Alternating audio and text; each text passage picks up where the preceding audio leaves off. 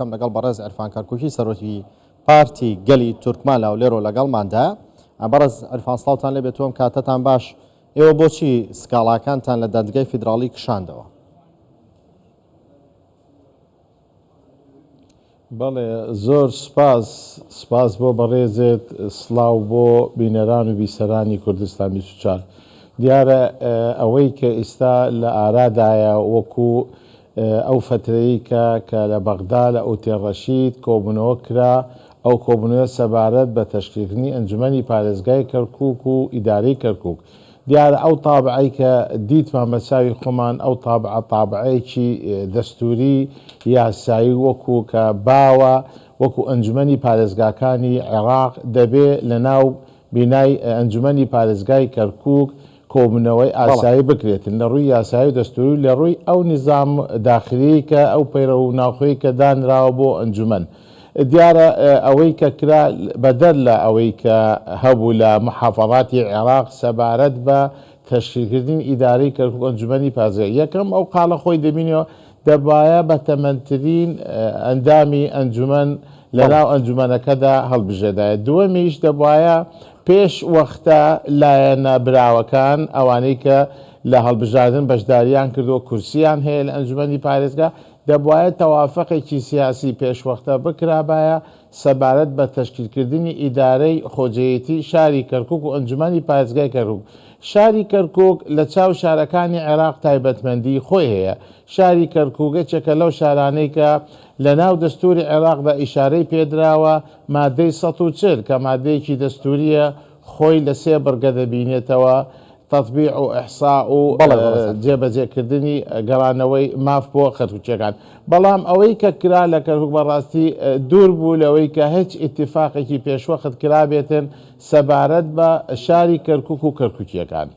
وا دیار بوو لەلایەن جەبهەی تورکمانی و ئەوەی تەجەموعی عەرەبی کە یادداشتێکیان مزەکەرەیەکیان تەقدیم کرد بە شەکوەنامەیەک گلەیە و گازندە و ئەوەی خۆیان تەقدیم کرد سەبارەت بەو دانیشتنەی کە لە ئۆتێڕەشید کرا گلەیە و گازندەیان تەقدیم کرد و لەگەڵەوەشدا داوایەکی یاساییان بۆ محکەمە ئیتیحادی عێراق تەقدیم کرد بوو ئەوەی کە ئەو مافەی کە داوا کراوە بگەڕێتەوە بۆ خەڵکی کەرکووک لە ڕووی یاساییەوە لە ڕووی بنەماکانی تەشکیلکردنی ئیدارە و ئەنجومەنی پارێزگا. بەڵێ جا پرسیارەکەی منەوە بوو بۆ کشانتان و لە دادگای فیدراڵی داتان بە دادگایەکی دیکە. ئەگەر دادگای فیدراڵی ئەڵێ لە تایبەتمەندی منانیە بۆ یەکەم جار سکاڵاکەی لێ وەرگرتوون. ئەوەی کە دیارە شەکوا لەلایەن ئێمەوە نەبوو، شەکوا لەلایەن جەبهەی تورکمانی و ئەوەی عەرەبیەوە بووە، بەڵام ئێمەش مووقفی خۆمان هەبوو وەکو پارتی گەلی تورکمانی سەبارەت بەو وەزعی کە لە شاری کەرکووک ڕوویدا سەبارەت بە تەشکیلکردنی ئیدارە و سەبارەت بە وەزعی یاسایی و دەستوریەکەی کە ڕوویداوە. ئێستا بە خۆتان دەزانن لە نێو شاری کەرکووکدا ئەو داوایی کە لە نێو جەبهەی تورکمانی و تەجەموعی عەرەبی کە تەقدیمیان کرد سەبارەت بەو شەکوایە ئەو دوو لایەنە شەکەی خۆیان تەقدیم کرد. بەڵام لەگەڵ ئەوەشدا ئێمەش وەکو لایەنێکی سیاسی تورکمانی کە ساحب قاعیدەیەکی بەرفراوانی لە شاری کەرکووک جەماوەرێکی خۆمان هەیە، کەوادری خۆمان هەیە، وەکو حزبێکی تورکمانی هەموو قاعیدە و جەماوەری ئێمە لە نێو شاری کەرکووک و دەوروبەریدا ئێمەش لەگەڵ ئەوەدا نەبووین بەو شێواز و بەو شکلەی کە لە شاری کەرکووک کە ڕوویدا بە تایبەتمی دەبوایە شاری کەرکووک ئەنجومەن لە ناو شاری کەرکووک هەڵبژاردننی سەرۆکی ئەنجومەن و پارێزگاری کەرکووک و ئیداری خۆجەیەتی بکران، نەک لە ئوتێلێک ئوتێلەکان لە عاسیمەی بەغداش بێتن. بەڕاستی ئیداری خۆجەیی کەرکووک بە ناشەرعی هەڵوێستاندە و فەراغێکی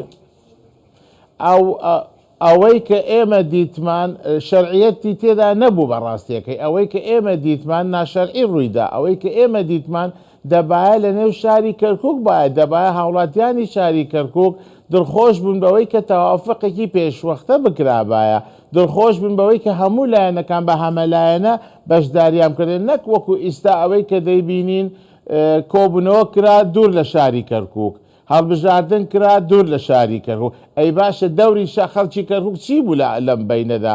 ئەی هەر خەڵکی کەرکووک نەبوون چوونە سەر سندوقەکانی دەگدان دەنگیاندا بۆی کە ئیدارەیەکی خۆجەیەتی بۆی کە ئەنجومەنێک کە ئەوانەی کە بە نوێنەری خۆیان هەڵیان بژاردووە لەبەر چاوی خۆیان ببین لە ناو شارەکەی خۆیاندا هەڵیان بژێرن نەک بچن بۆ پایتەخت و لە ناو ئوتێلێکدا هەڵیان بژێرن. بەڕاستی ئەمە خۆی لە خۆیدا دووبەری چیکی گەورەی دروستکرد لە نێو شەقامی کەرکووکدا. لەگەڵ ئەوەشدا شەقامی کەرکووک نیگەران بوو، لەگەڵ ئەوەشدا تا ئیستا ئیداری کەرکووک نەیتوانێت لەسەر ئاستەی کە مەطلوبە بتوانێت خزمەت بکات. هەموو ڕێکارە ئیداریەکان وەستاوە بۆ لەبەرەوەی چاوەڕێی ئیجراعاتی محکەمەی ئیدارە دەکەن لە بەغدا بڕیایی لەسەر چکە شەکوا هەیە.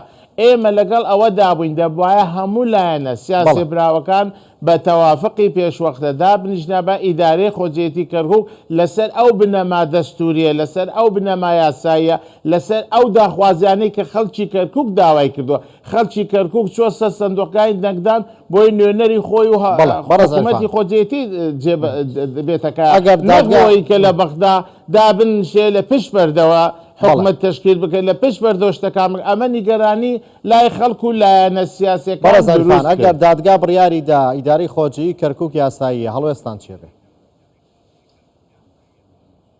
ئێمە لەگەڵ ئەوەدا بەڕاستی ئێمە نامانوێت دادگا بۆ مەرامی سیاسی بەکاربێتن. لە پشت بەردەوە دادگا شتی پشتگیری لەلایەنە سیاسیەکانەوە بۆ دادگا بێتن، ئەوراق پێشوەختە بکرێتە بەردەمی دادگا بە مەرامی ئەوان و بەخواستی ئەوان شتەکان جێبە. ئێمە دەمانوێت دادگا ئیجراعاتی یاسایی وەربگرێتن کە ئەو ئیجراعاتە لە خزمەتی کەرکووک و کەرکووکیەکان بگرێتەوە بۆی کە خەڵک سوودبن بێ.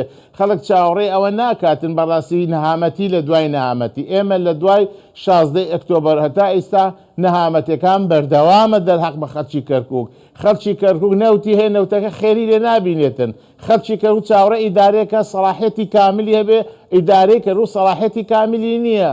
خەڵک چاوەڕێ ئەوە دەکات لە ڕووی یاسا و دەستور و مادەی 140 جێبەجێ بکرێتن هەتا ئێستا باسی لێوە نەکرا. ئێمە لەگەڵ ئەوەداین دەستور جێبەجێ بکرێتن، لەگەڵ ئەوەداین مادەی 140 جێبەجێ بکرێتن، لەگەڵ ئەوەداین ئەو ئەحسایی کە سەرژمێریە گشتەی کە دەکرێتن لە 20/11 دەمانوێت ئەو بڕیارانی کە هەیە کە ئیتیفاقی 1970 ئیتیفاقی ئاذار کاتی بارزانی نەمر ئێمە لەگەڵ ئەوەدان کە ئەحسای 57 بووە بە بنەمای ئەساسی.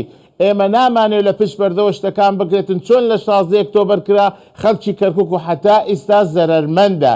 ئێمە دەمانوێت تەوافق بکرێتن، تەوافق هەموو لایەنە کوردستانیەکان هەموو لایەنە براوەکان عێراقیەکان بتوانن لەسەر مێزی گفتوگۆ دابنیشن بۆی کەرکووک بێنەوە سەر بنەمە ئەساسیەکانی نەکو دوورکەوتنەوە و دوورخستنەوەی پەروێستخستنی لایەنەکانی تر تەحمیشکردنی دەوری لایەنەکانی تر. ئەمە بەڕاستی تەحمیشێکی گەورەی پێوە دیار بۆ ئیتیفاقی کە لە بەغدا کرا. بەڵێ بەڕێز عەرفان کەرکووکی سەرۆکی پارتی گەلی تورکمان لە ئەولێرۆ لەگەڵماندا بووی. زۆر سپاس بۆیەوە.